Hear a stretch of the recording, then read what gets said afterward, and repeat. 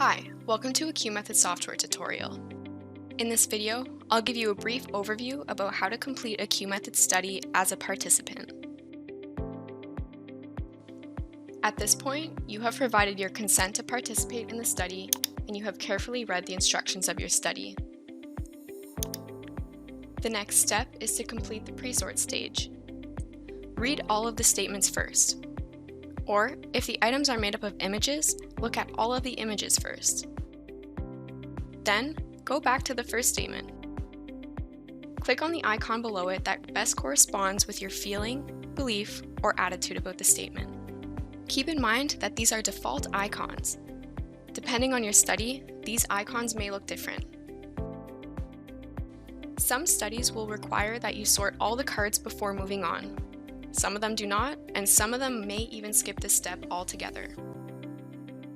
Once all of your cards are sorted, you will be taken to the second sorting task. Drag and drop each word onto the QSort.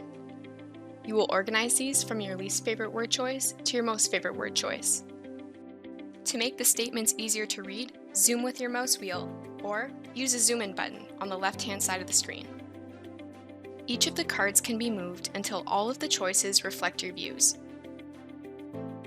Or, if you want to restart, click the reset button to return all of the statements into the three piles. You can also click the help button to view instructions relating to the QSort task. Once all of your cards are placed onto the QSort, a submit button will appear. Review your QSort and rearrange any cards for the last time. When you're done, click submit. After submitting your QSort, you may or may not have a survey to complete. If your survey questions pertain to how you sorted your cards, you can click here to view your QSort. Then, when you've answered all of the survey questions, make sure to click submit. And that's it. You've just completed a QSort. I just gave a brief overview on how to complete a QSort. For more information about completing a QMethod study, check out our documentation here.